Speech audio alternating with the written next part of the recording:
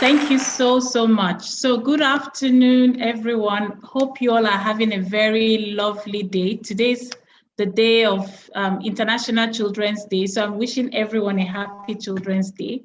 So for today, I want you guys to have lots of fun, but I'm also hoping that you get lots of inspiration to do really good and wonderful things. So the theme for this year is Bold, Confident Children. And from the faces I'm seeing, I can see you all are bold, you are confident, and you are very bright as well. So I want us to look at why are we celebrating you today? Why are we celebrating children today? We're celebrating children because children matter. A child is anyone below the age of 18 years old. So if you're in the room today and you're below 18 years old, today is your day.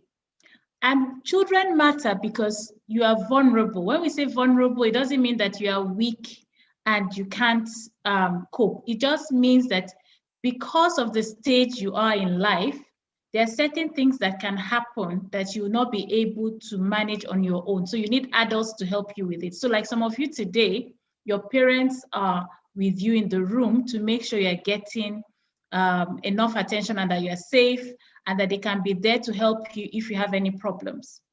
Children's voices and opinions are important, and that is why we're having this conversation today. And you should never think, oh, I will be quiet because maybe I will offend someone. As long as you have something to say, please speak up and please share it. But make sure you tell someone you trust, like your parents, about what the issues are. There are many laws today protecting children's rights. Even in Nigeria, there are many laws in our constitution. There's a Child Rights Act. There are international laws like the Convention on the Rights of the Child, and then the African Charter on the Rights and Welfare of the Child. These laws exist in order to provide a good environment for children to succeed in. It's important to stress that equal opportunities must be provided for both boys and girls. And that is why whatever we do, we must carry every child, regardless of their gender, along. Every child has a right to live a qualitative life. So it means it's not just enough for you to be alive. You need to be able to have good food, go to good schools, and to be able to play, to rest, and also to meet with other children and find ways through which you can excel in your chosen endeavor. So I'm going to be talking to you today about 4 children like you, who also are doing great things like you guys are doing and who can inspire you to even do more than you are doing at the moment. I'd like to talk to you first about a young girl. Well, she's no longer a young girl. This was 60 years ago. Her name is Ruby Bridge. She was the first student who was African, Black, to go to a school where there were kids in America, where kids were white. And she's a trailblazer because 60 years ago, in certain places in America, there were still divisions between Black and white people. So Ruby had to go to school every day with special police officers to escort her to school because it was a strange thing. People didn't want Black kids to mix with white kids. So because Ruby was so brave and she was able to achieve this 60 years ago, we find now that there's greater integration of Black and white children in schools, not only in America, but also across the world.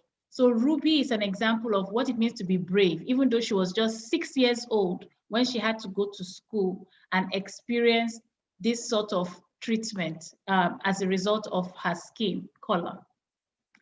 Another girl I would like to introduce you to is Emanuela.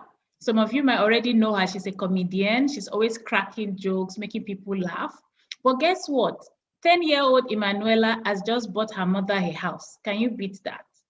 So it's amazing because she's using her skills. She's able to get an income from endorsement, from shows she's done. And now she's bought her parents a house. And I'm sure many of you are interested in buying your parents' houses, I'm sure. And you can see she's a child, but she was able to achieve that because of the access she has and the tools in her in the tools that she had access to. It's important that parents also encourage children that are talented so that they can, we're not doing it because we want the children to buy houses or build beautiful mansions for us, but because it encourages goodness, it encourages laughter, it encourages joy for everyone. So I don't only want to talk about girls, I also want to talk about boys. So there's this young boy called Sam. He's 6 years old, and Sam rapped to a song his father wrote, which is called You Can Be ABCs. So many of you, I'm sure they've asked you, what do you want to be when you grow up? Some of you will say you want to be doctors, nurses, lawyers, teachers. And so Sam developed the ABCs using professions. So A for architect, for example, so that children can aspire to be anything they want to be without any sort of reservation. So if you get a chance, ask your parents or ask your aunties and your uncles to Google You Can Be ABCs and Sam, and listen to Sam's song and rapping on who you can be. Finally, the Ikorodu boys.